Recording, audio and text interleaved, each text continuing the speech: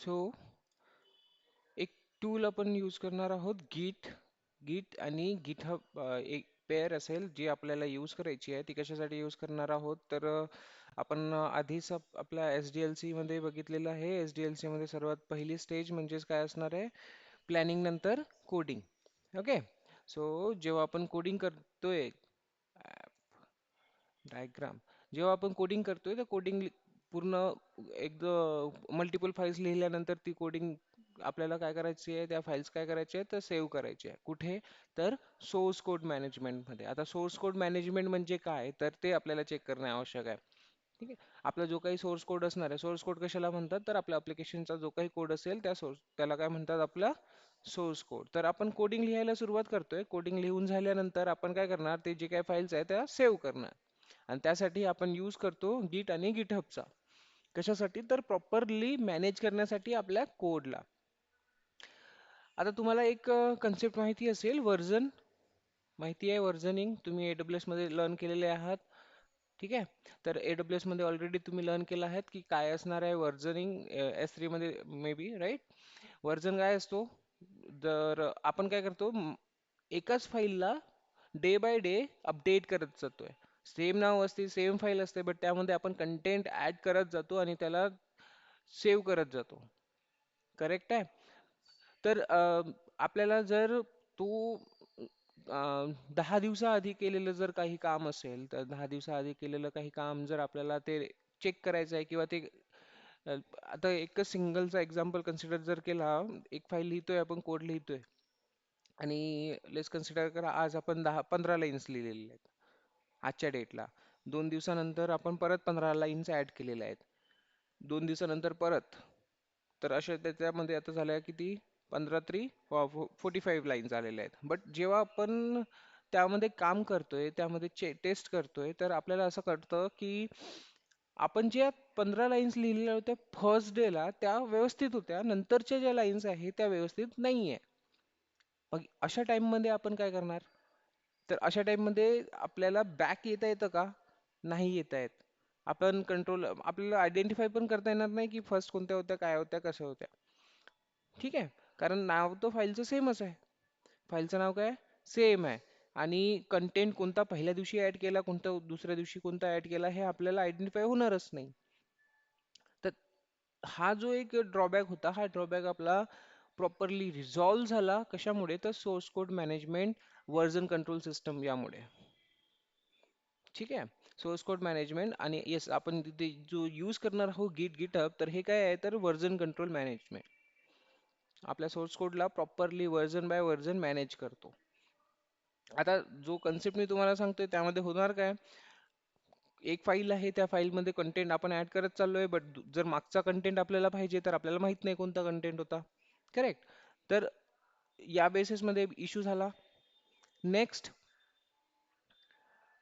यालाच जर तुम्ही वेगवेगळ्या पार्टमध्ये जर डिवाइड केलं, जसं की पहिल्या ज्या 15 लाईन्स आहेत त्या पहिल्या 15 लाईन्सला तुम्ही काहीतरी टॅग दिला आणि सेव्ह केलं. ठीक आहे. नेक्स्ट जे सेकंड काम करणार तुम्ही, सेकंड 15 लाईन्स जे जे तुम्ही ऍड करणार, ओके, त्याला टॅग, दुसरा टॅग दिला. नाव सेम आहे बट टॅग आपण काय दिला, दुसरा दिला. जसं की फर्स्ट याला दिलाय V1, सेकंड याला दिलाय आपण V2. आता इथे काय होतंय तर आपण आपण इझिली आयडेंटिफाय करू शकतो की पहिल्या दिवशी मी कोणतं काम केलं होतं. तर मला पहिल्या दिवशी जर काम चेक करायचं असेल तर V1 मी ऍड करणार. दुसऱ्या दिवशी जर चेक करायचं असेल तर मला V2 वर जावं लागेल. तर इझिली रिट्राईव्ह करू शकतो आपण प्रिव्हियस डेटा. करेक्ट. तर येस, गिट आणि गिटहबचा पण यूज त्यासाठीच होतो. आपला जो सोर्स कोड आहे, सोर्स कोड प्रॉपरली मॅनेज करण्यासाठी via version control system. So Git is a distributed version control system. Git is nothing but a distributed version control system. Version control system समजलं काय असणार आहे, प्रॉपरली आपल्या फाईल्सला version by version manage करण्याचं काम करतो तो, म्हणजेच कोण, version control system. Okay. So त्यापैकीच एक गिट आहे. गिटचे अल्टरनेटिव्ह तुम्हाला मार्केटमध्ये मिळून जातील. ठीक. तर गिट is the most popular one आणि तोच आपल्याला यूज करायचा आहे. गिट is a distributed version control system. आता हे डिस्ट्रीब्युटेड व्हर्जन कंट्रोल सिस्टम म्हणजे काय ते आपण बोलू नंतर यावर. ठीक आहे. फक्त नाव लक्षात द्या, कोणतं आहे, distributed version. Version control system मी आत्ताच तुम्हाला सांगितलं काय आहे ते. And that is a capable of managing versions of source code और data. Versions of source code और डेटा, जे मी जस्ट आता तुम्हाला एक्सप्लेन केलेलं आहे. Correct. And it is often use to control source code by programmers who are developing software collaboratively. Just आत्ता आपण डिस्कस केलं की कोड आपण लिहितोय आणि त्या कोडला काय करतो प्रॉपरली मॅनेज करण्यासाठी त्याला जर आपण काम करत आहे कंटिन्युअसली आणि मागचा जर कोड हवा आहे आपल्याला तर त्याला वर्जन बाय वर्जन आपण सेव्ह करू शकतो. So this is nothing but a management, code management, source code management. आणि कशा थ्रू करायचं आहे तर वर्जन कंट्रोल सिस्टम थ्रू करायचं आहे. सिम्पल. तर गिट काय आहे तर सिंपल ओपन सोर्स सॉफ्टवेअर आहे जो आपल्याला यूज करायचा आहे. So you can see here कधी आलेला आहे 2005 मध्ये आलेला आहे. 20 इयर्स अगो झालेलं आहे ते पूर्ण. कोणत्या लँग्वेज मध्ये आहे तर मल्टिपल लँग्वेज यामध्ये यूज केलेल्या दिसतात. डेव्हलपर्स आहे license general public license. Okay. Operating system POSIX Linux multiple operating सिस्टमवर. आणि ओरिजिनल ऑथर कोण आहे याचा लायनस टॉरवर्ड, ज्याने लिनक्स आपल्याला इंट्रोड्यूस करून दिलाय त्यानेच गीट सुद्धा इंट्रोड्यूस केलेला आहे. ठीक आहे. So this is the basic information about Git. Understood what is Git. आता यामध्ये जे तुम्हाला एक वर्ड येत आहे distributed version control system. What is mean by this? Right. Distributed version control system म्हणजे what? So now just let's see distributed म्हणजे काय असणार आहे. सो डिस्ट्रीब्युटेड आणि वन असतो एक सेंट्रलाइज वर्जन कंट्रोल सिस्टम. आता आपला जो सोर्स कोड आपल्याला मॅनेज करायचा आहे तर हा दोन वेने मॅनेज करता येईल. We can manage our source code in two different ways. Previously आपण करायचो आणि आता कसं काम करतो आपण ते बघायचं आहे. ठीक आहे. तर हे तुम्हाला कन्सेप्ट माहिती पाहिजे की आपला आधी आपण जो काही कोड लिहितोय तो कोड मॅनेज कसा व्हायचा हे थोडंसं क्लिअर असायला पाहिजे. आवाज येतोय माझा ऑनलाईन मध्ये? क्लिअर करा. हो sir, yes sir. Okay good. हां सर. तर इथे बघा तुम्हाला एक दिसेल सेंट्रलाइज वर्जन कंट्रोल आणि डिस्ट्रीब्युटेड वर्जन कंट्रोल. आता डिस्ट्रीब्युटेड वर्जन कंट्रोल मध्ये आपण काय बघतोय? गीट बघतोय. आता गीट का बरं बघतोय तर ते बघू आपण. ठीक आहे. तर यामध्ये डिफरन्स माहिती पाहिजे तुम्हाला. तर सेंट्रलाइज वर्जन कंट्रोल सिस्टम गीटच्या आधी आपण centralise version control system SVN म्हणून एक टूल होता गीटच्या आधी तो यूज करायचो. डिफरन्स काय आहे, बेनिफिट्स काय आहे, ऍडव्हान्टेज काय आहे, डिसएडव्हान्टेज काय आहे ते सगळे बघू आपण. लेट्स कन्सिडर करा हे आता तुमचं वर्कस्पेस आहे. ओके. सेंट्रलाइज वर्जन हे काय तुमचं वर्कस्पेस आहे. तुम्ही आहात हे वर्कस्पेस वर्किंग कॉपी PC1. हा तुम्ही आहात हे तुमचे फ्रेंड 1 नंबर फ्रेंड 2 नंबर. ठीक आहे. तिघ जण आहात तुम्ही, तिघ जण काम करत आहात, एकाच कंपनीमध्ये आहात आणि एकाच डेटावर काम करायला सुरुवात करताय तुम्ही. मग या टाइम मध्ये होतं काय? आता रेपॉझिटरी म्हणजे माहिती आहे ना तुम्हाला काय असते? काय असते रेपॉझिटरी? रेपॉझिटरी हा एक असा सोर्स असतो ज्यामध्ये तुम्ही तुमचा डेटा ठेवत असता. ठीक आहे. जे आवश्यक असा डेटा आहे तो डेटा रेग्युलरली जो तुम्ही यूज करताय तो डेटा तुम्ही ठेवताय एका रेपॉझिटरी मध्ये, एका डायरेक्टरी मध्ये. त्याला तुम्ही काय म्हणताय? रेपॉझिटरी म्हणताय. पॅकेजेस म्हणा, डाउनलोड काय म्हणतात त्याला, तुमचा सोर्स कोड असेल, तुमच्या व्हॅल्युएबल फाइल्स असेल, त्या सगळ्या फाइल्स, त्या सगळ्या जे तुम्ही एकत्र ठेवताय त्या लोकेशनला तुम्ही म्हणताय रेपॉझिटरी. ओके. एवढं सिंपल आहे. तर ही रेपॉझिटरी आहे. आता लेट्स कन्सिडर करा तुमचा पूर्ण डेटा या रेपॉझिटरी मध्ये अवेलेबल आहे. तर सेंट्रलाइज्ड वर्जन कंट्रोल म्हणजेच काय असणार तर एक सिंगल रेपॉझिटरी असेल, सिंगल सोर्स ऑफ डेटा. आणि या सिंगल सोर्स ऑफ डेटाला तुम्ही तिघेही जण कनेक्टेड असले पाहिजे जर तुम्हाला काम करायचं आहे. तुम्ही जर काम करताय तर 24/7 कनेक्टिव्हिटी असायला पाहिजे. अंडरस्टूड. जर 24/7 तुमची कनेक्टिव्हिटी नाही आहे तर तुम्ही यावर काम करू शकणार नाही आहे. आता इथे ड्रॉबॅक्स कोणते कोणते आहे? जर ही रिपॉझिटरी खराब झाली तर हे तिघ जण काम करतील का? नाही, करू शकणार नाही, कारण single source of data down झाला तुमचा. बाकी तुम्ही तिघेही काम करू शकणार नाही. ठीक आहे. आणि येस, इलेक्ट्रिसिटी जरी डाऊन झाली तरी तुम्ही कनेक्ट करू शकणार का? इलेक्ट्रिसिटी जरी डाऊन झाली तर तुम्ही कनेक्ट करू शकणार नाही, कारण इंटरनेट कनेक्टिव्हिटी 24/7 आपल्याला पाहिजे राहते. जर तुमची इलेक्ट्रिसिटी नाही आहे, तुमचा इंटरनेट नाही आहे, तर तुम्ही कनेक्ट करू शकणार नाही. ठीक आहे, म्हणजेच तुमचं काम जे आहे ते ठप्प होणार. कंटिन्युअस प्रोसेस मध्ये राहणार का? नाही राहणार. सो हा एक ड्रॉबॅक झाला. कनेक्टिव्हिटी प्रॉब्लेम आहे, इलेक्ट्रिसिटी प्रॉब्लेम आहे, वर्किंग कॉपीज हा डाऊन झाल्यानंतर तुमचं पूर्ण प्रोडक्शन म्हणा, तुमचं पूर्ण वर्किंग ठप्प होऊन जाईल. तुमची अप्लिकेशन जे आहे ते अप्लिकेशन डाऊन टाइम मध्ये चालले जाणार आणि बिझनेस लॉस होईल. अंडरस्टूड? ठीक आहे. तर हा एक इशू, हे मल्टिपल इश्यूज आपल्या सेंट्रलाइज व्हर्जन कंट्रोल सिस्टम मध्ये आपण बघत होतो. ठीक आहे, एकच सोर्स ऑफ डेटा राहणार. कळलं? आता याचे रिझोल्युशन्स आपण काय केलं? याचे रिझोल्युशन्स आपण कसे केले? तर याचे रिझोल्युशन्स म्हणजेच आपला distributed version control system. Okay. आणि यामध्ये आता काय करतो, तर आपण मल्टिपल सोर्स ऑफ डेटा असतो. इथे काय असणार? Multiple source of data. आता इथे चेक करा, दोन रिपॉझिटरी दिसणार तुम्हाला. एक सिंगल दिसेल, त्यानंतर परत एक इथे रिपॉझिटरी दिसेल, आणि देन या रिपॉझिटरीला कनेक्टेड कोण दिसेल? तुमचा वर्किंग स्पेस, म्हणजे तुम्ही, तुमचा लॅपटॉप. बट इथे असं आहे का? इथे डायरेक्टली तुम्ही कनेक्टेड आहे कुठे? सिंगल रिपॉझिटरीला. आता ही सिंगल रिपॉझिटरी म्हणजेच तुमची रिमोट रिपॉझिटरी असणार. अरे what is mean bye remote repository? तर ही असेल कुठेतरी एका क्लाउडवर. क्लिअर? ओके. सो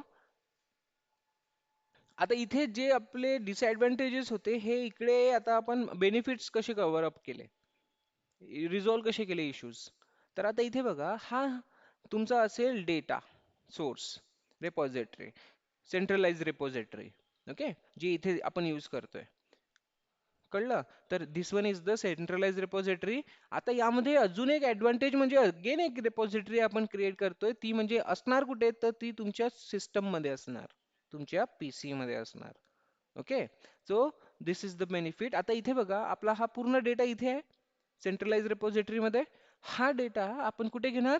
आपल्या लोकल लॅपटॉप मध्ये, आपल्या रिपॉझिटरी मध्ये, लोकल लॅपटॉपच्या रिपॉझिटरी मध्ये. कळलं? देन ह्या रिपॉझिटरी मधून आपण आपल्या लॅपटॉपवरच आहे तर आपण कंटिन्युअसली काम करू शकतो. आपल्या लॅपटॉपवरच आहे तर कंटिन्युअस इंटरनेटची गरज आहे का? नाही. कंटिन्युअसली आपल्याला कनेक्टेड राहायची गरज आहे का? नाही. इलेक्ट्रिसिटी जरी डाऊन झाली तरी आपण काम करत राहणार. इश्यू रिझॉल्व्ह झाले.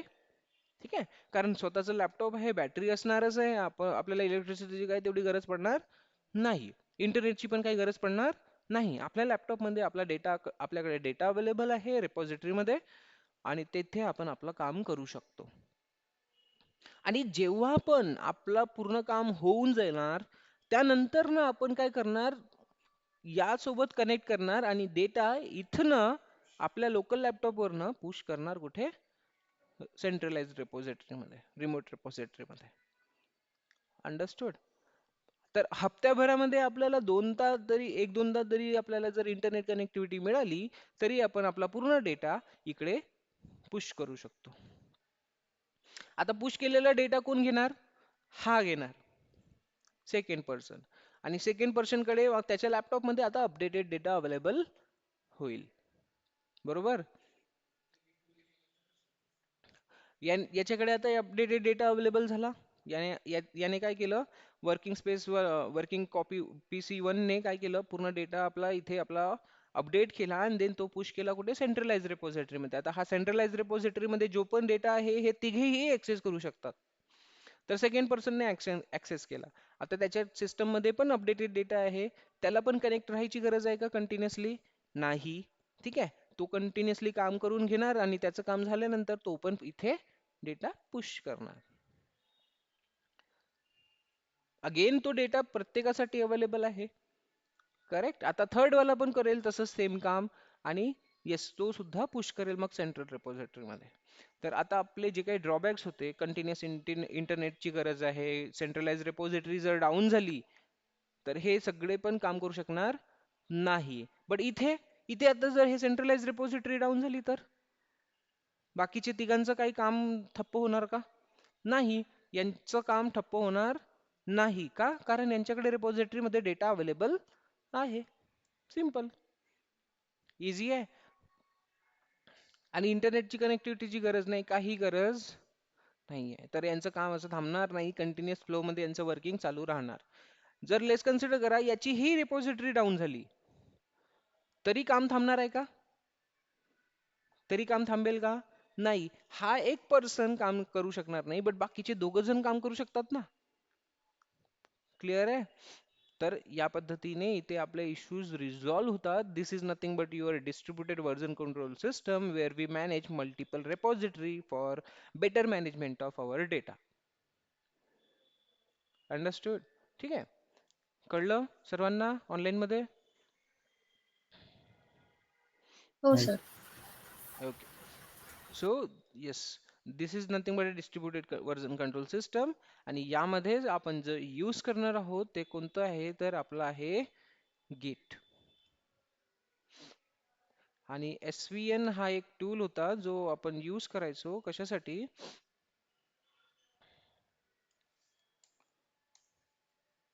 Previously you can see Apache Subversion is an open source centralized version control system. Okay, used by software developers to track changes in the file such as source code and documentation. तो आता SVN चा use काही होत नाहीये, आपण आता use करतो directly गिट आणि गिटहब. कळलं?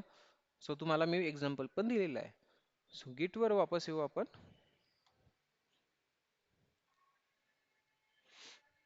So yes, we already know about Git. आता याला यूज करायचं आहे, कसं करणार? तर सिम्पली डाउनलोड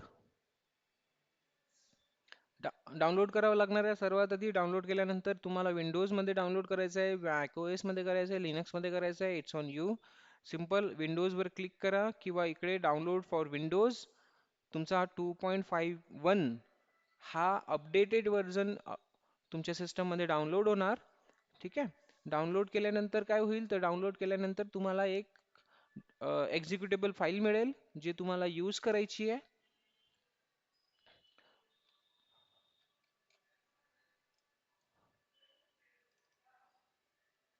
कशा पद्धतीची राहील तर मी तुम्हाला सांगतो.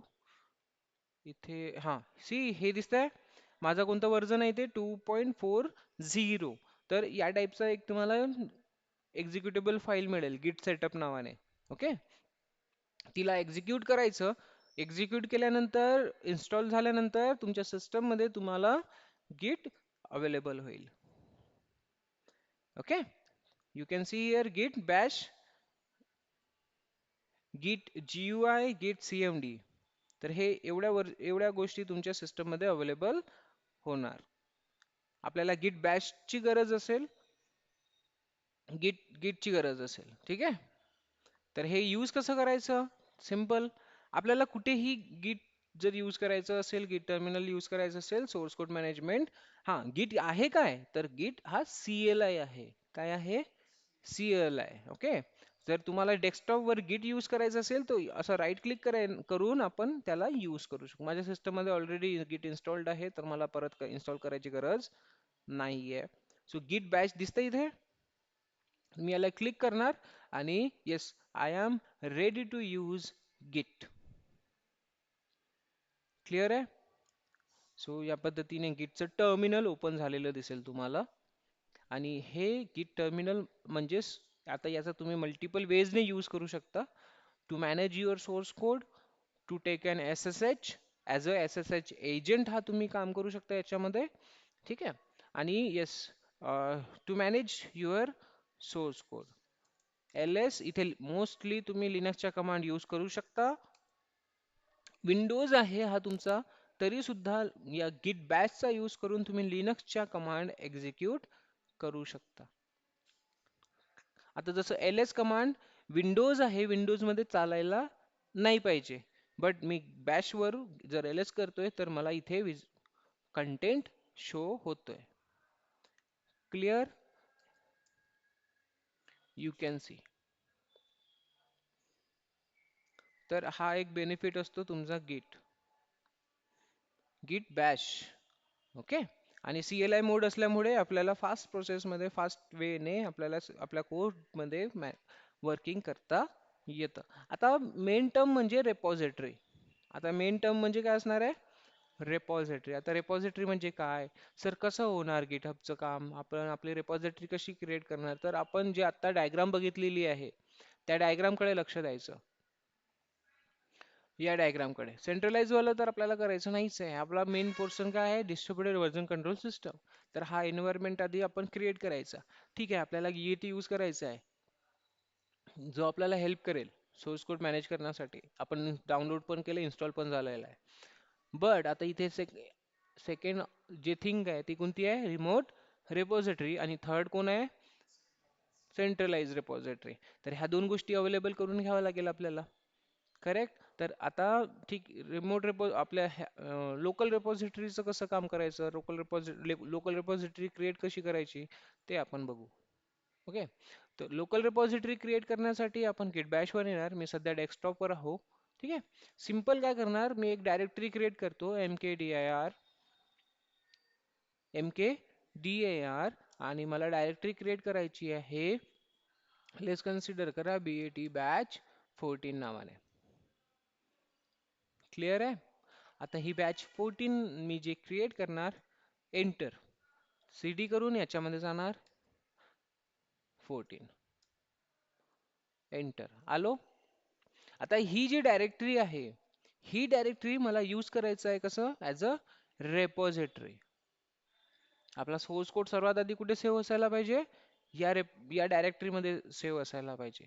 या डायरेक्टरी मधून मग आपण कुठे पास करणार? सेंट्रलाइज रेपॉझिटरी मध्ये. क्लिअर आहे? ओके. तर हा एक पोर्शन आपल्याला करायचा आहे. तर या डायरेक्टरीला आधी रेपॉझिटरी मध्ये कन्वर्ट करावं लागेल. ठीक आहे. कन्वर्ट करावं लागेल. आता या कन्वर्ट करण्यासाठी आपल्या सोर्स कोडवर काम करण्यासाठी गिटच्या बेसिक काही कमांड्स आपल्याला लर्न करायचे. ठीक आहे. तर गिटच्या बेसिक कमांड्स आहेत. याला रेपॉझिटरी मध्ये कन्वर्ट करण्यासाठी गिट इनिट यूज करावं लागेल. काय? इनिशियलाइज. कोणती कमांड आहे? गिट इनिशियलाइज. बघा आता इथे दिसेल तुम्हाला मास्टर. ठीक आहे. आता हे मास्टर वगैरे काय आहे हे मी नंतर सांगतो तुम्हाला. कन्फ्यूज व्हायची गरज नाही. तो सिंपल मी काय करतोय आता यामध्ये ls करतो. यामध्ये तुम्हाला ls-a. ठीक आहे. आता यामध्ये तुम्हाला एक दिसेल डॉट गिट नावाचा फोल्डर. हा डॉट गिट नावाचा फोल्डर कधी येतो? जेव्हा आपण गिट इनिट करतो.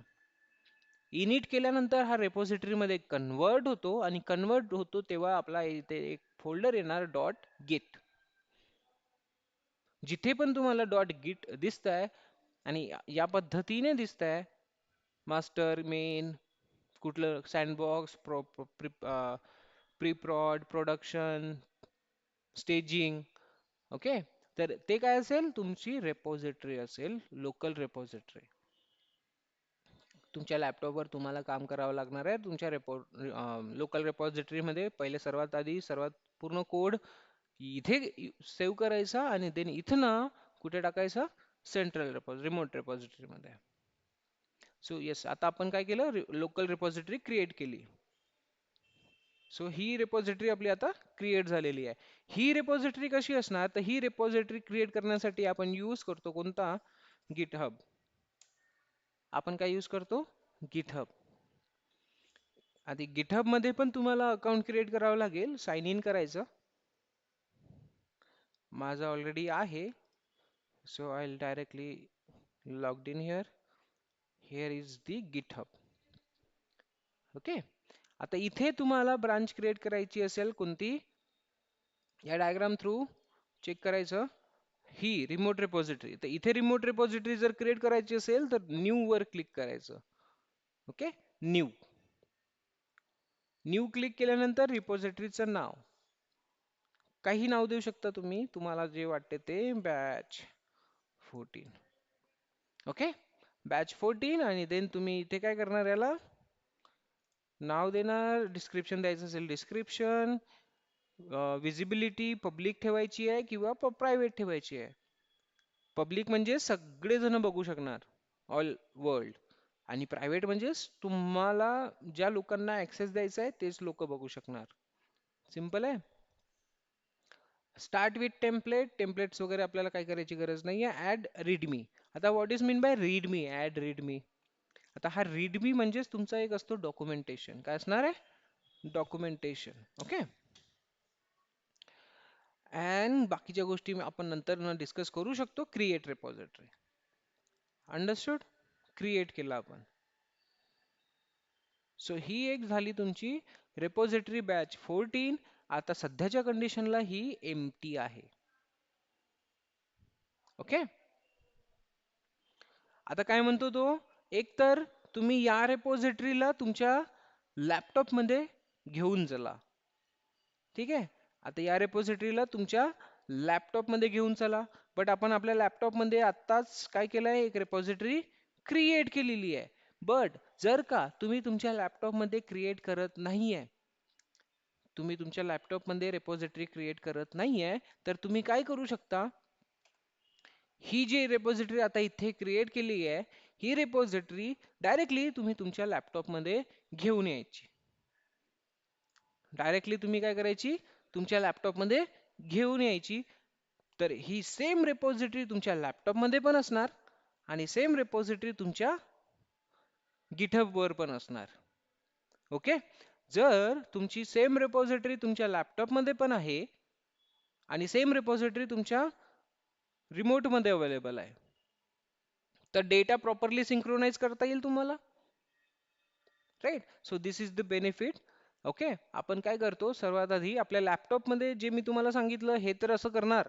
डायरेक्टरी क्रिएट करून आपण एक ब्रांच, एक डायरेक्टरी क्रिएट करणार आणि त्याला गिट इनिट करून काय करणार, रिपॉझिटरी क्रिएट करणार. बट येस, मोस्टली या वेळेनी काम होत नाही. काय काम होतं, तर आपण काय करतो मोस्टली, गिटहब मध्ये जातो, एक रिपॉझिटरी क्रिएट करतो आणि या रिपॉझिटरीला आपण डायरेक्ट आपल्या या इथे आपण घेऊन येतो आपल्या लॅपटॉप मध्ये, जो की प्रॉपरली सिंक्रोनाइज्ड असणार. क्लिअर. तर दोन्ही वेने बघू आपण. आता क्रिएट तर केली आहे. या क्रिएट झाल्यानंतर यामधला डेटा आपण इथे कसं टाकणार ते पण बघू. ओके. अदरवाइज या रिपॉझिटरीला आपल्या लॅपटॉप मध्ये घेऊन सिंक्रोनाइज कसं ठेवायचं ते पण करू. आणि याने इन्स्ट्रक्शन दिलेली आहे. काय म्हणतोय हा, quick setup. See quick setup. If you if don't if you have done these kind of things before, so copy this. तुम्हाला माहिती असेल तर तुम्ही कॉपी करून डायरेक्टली काम करू शकता. आणि नाही तर काय करतो, काय करायला सांगतोय तो, और create a new repository on the command line, जे की आपण ऑलरेडी क्रिएट केलेली आहे. So you can see here गिट इनिट, गिट. आता ह्या ज्या काही इथे दिसत आहे, गिट कमिट, गिट ब्रांच, गिट रिमोट, गिट पुश, ह्या सगळ्या गिटच्या कमांड्स आहेत, जे आपल्याला वन बाय वन लर्न करायचं आहे. ओके. हा. तर आता ह्या ज्या कमांड जर आपल्याला लर्न करायचे असेल, तर आता हा गिट काम कसा करतो ते चेक करावं लागेल. आपल्याला वर्कफ्लो समजलं, आपलं काम कसं असणार आहे ते समजलं, है ना. रिपॉझिटरी आपल्या दोन्ही पण अवेलेबल केल्या आपण, रिमोट वाली पण केली आहे आणि लोकल वाली पण केलेली आहे. गिट पण आपलं इन्स्टॉलेशन झालेलं आहे. गिटहब मध्ये रिपॉझिटरी अवेलेबल झालेली आहे. तर ह्या सगळ्या गोष्टी झाल्यानंतर आता हा गिट काम कसं करतो माहिती पाहिजे ना, की कशा पद्धतीने हा काम करणार. तो त्याच्यासाठी आता आपल्याला बघायला लागतं गिटचं वर्कफ्लो. काय बघावं लागेल आपल्याला, गिटचा वर्कफ्लो, की येस ऍक्च्युली गिट काम कसा करतो, कशा पद्धतीने करतो. So let's check this one. Okay, git काम कसं करतो?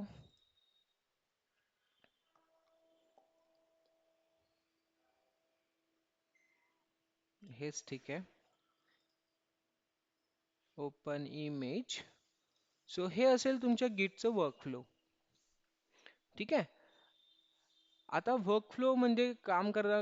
जर आपण एखाद्या रेपॉझिटरीवर एखाद्या फाईलवर काम करायला सुरुवात केली तर ते कशा पद्धतीने मूव्ह होत जाणार, स्टेप बाय स्टेप काम कसं होईल त्याच्यात.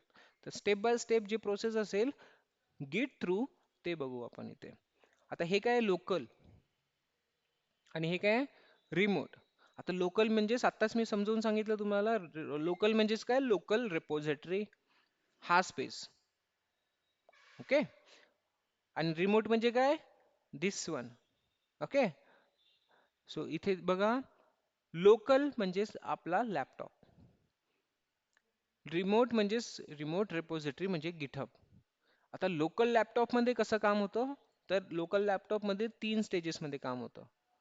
आपल्या लॅपटॉप मध्ये जर आपण काम करतोय एका फाईलवर तर ते किती स्टेजेस मध्ये काम होणार, 3 स्टेजेस मध्ये. कोणते कोणते राहणार, working directory, second staging area, third local repo. Local repo आता मी आता तुम्हाला सांगितलेलं, लोकल रेपोजिटरी कोणती आहे आपली, दिस वन. कोणती रेपॉझिटरी, दिस वन, लोकल रेपॉझिटरी. तर त्याच्या आधी आता आपल्याला करायचं कसं आहे काम ते बघू. तर वर्किंग डायरेक्टरी म्हणजेच तुम्ही काय करणार आहे, एक फाईल क्रिएट करणार आणि त्यामध्ये डेटा ऍड करायला सुरुवात करणार. तो म्हणजेच तुमचा वर्किंग डायरेक्टरी.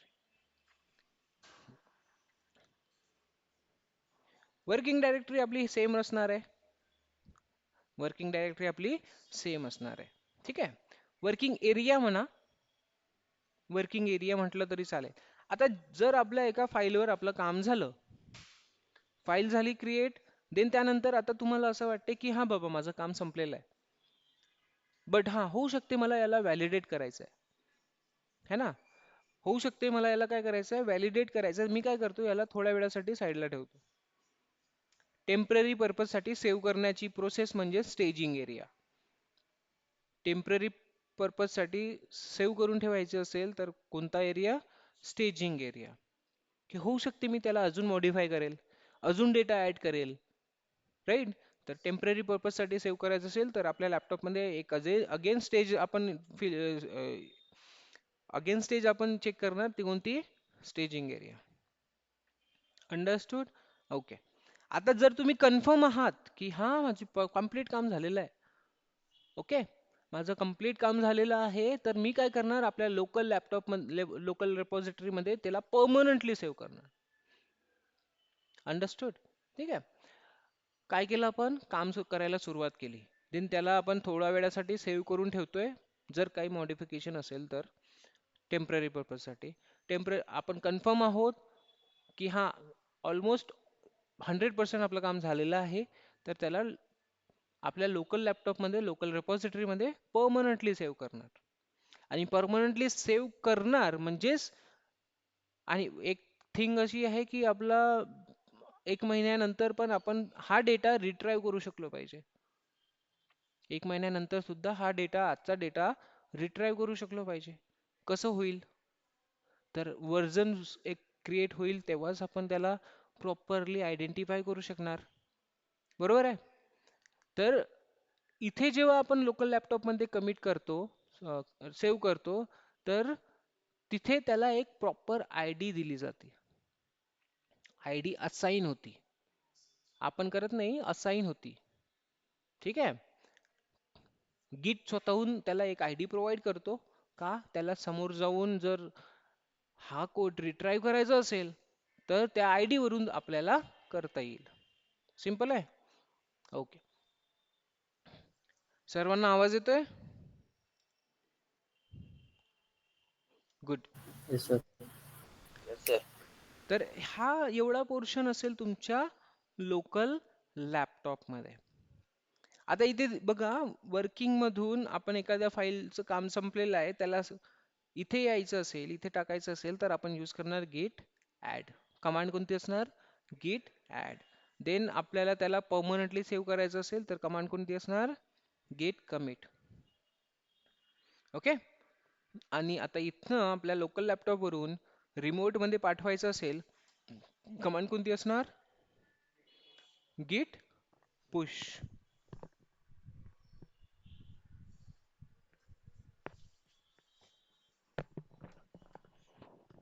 ओके.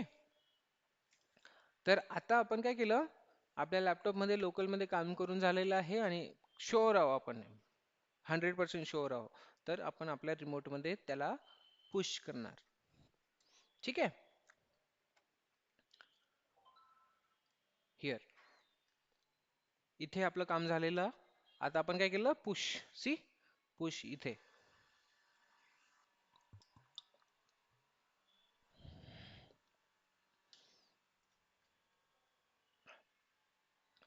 आता पुश केल्यानंतर आपण जे काही काम केलंय ते पुश केलंय.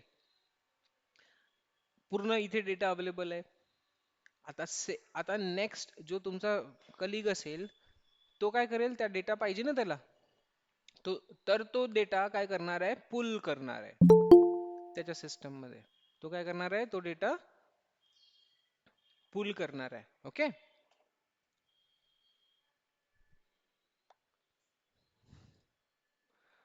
सो डेटा तो पुल करेल आणि पुल केल्यानंतर त्याच्या रेपॉझिटरी मध्ये, त्याच्या लोकल लॅपटॉप मध्ये पूर्ण डेटा त्याला अवेलेबल होणार. ठीक आहे. आणि अवेलेबल झाल्यानंतर तो परत त्याच काम करायला सुरुवात करेल. तर इथे बघा आपली ही डायग्राम, रिमोट रेपॉझिटरी मधला डेटा तो काय करणार? पुल करणार. पुल करून त्याच्या लोकल रेपॉझिटरी मध्ये येईल आणि देन तो ह्या पूर्ण प्रोसेस परत सुरू करेल. डेटा आल्यानंतर डेटावर काम करणार. काम केल्यानंतर त्याला टेम्पररी पर्पज साठी सेव्ह करणार. टेम्पररी पर्पज साठी सेव्ह केल्यानंतर देन तो तुम्हाला लोकल मध्ये सेव्ह करावा लागेल. त्याला त्याच्या लोकल मध्ये सेव्ह करावं लागेल. तर तो काय करेल? कमिट करेल त्याच्या डेटाला. राईट. अगेन तो सेम प्रोसेस करेल. So this is the process we have to follow और everyone have to follow. Understood? ठीक आहे. सो हा नॉर्मलचा आपला वर्कफ्लो आपण आता बघितलेला आहे की गिट ऍक्च्युली कशा पद्धतीने काम करेल. अंडरस्टूड? तर आपण कोडिंग मध्ये रेपॉझिटरी बघतोय, गिटलॅब मध्ये. ठीक आहे. SCM बघतोय, सोर्स कोड मॅनेजमेंट बघतोय. आणि सोर्स कोड मॅनेजमेंट कशा पद्धतीने? तर दोन पद्धतीने, सेंट्रलाइज व्हर्जन कंट्रोल सिस्टम आणि डिस्ट्रीब्युटेड व्हर्जन कंट्रोल सिस्टम. आता डिस्ट्रीब्युटेड व्हर्जन कंट्रोल सिस्टम मध्ये काय बघतोय? तर गिट बघतोय. गिट डाउनलोड झाल्यानंतर कसं काम करायचं ते आपण बघायला सुरुवात केलेली आहे. कळलं? Local repository, remote repository here, आणि कमांड्स कोणत्या यूज करणार? तर या पद्धतीने. वर्किंग फ्लो समजला? I hope. Complete basic structure हो सर. समजलं काय असणार आहे? Yes Vijay, Tejasvi, Kalpesh. Yes sir. हो. गुड. तर एक काम करू, आजच्यासाठी इथेच थांबू. ठीक आहे. हे एवढं अंडरस्टूड करा. गिटहब मध्ये अकाउंट नसेल तर गिटहब मध्ये अकाउंट क्रिएट करा. ठीक आहे. आपल्याला रेपॉझिटरी क्रिएट करायचीच आहे आणि याच रेपॉझिटरीला आपण यूज करणार आता ऑनवर्ड. ठीक आहे. आणि जर तुम्ही तुमच्या लोकल लॅपटॉप मध्ये तुम्हाला ही डायरेक्टरी क्रिएट करायची नसेल तर डायरेक्टली आपण काय करू? या रेपॉझिटरीला आपल्या लॅपटॉप मध्ये घेऊन येऊ. तर ह्या कशा असतात? कमांड्स, प्रोसेस, ह्या सगळ्या वन बाय वन आपल्याला बघायच्या आहेत. ओके. सो एक काम करू, आज आपण इथेच थांबू आणि उद्याला कनेक्ट करू.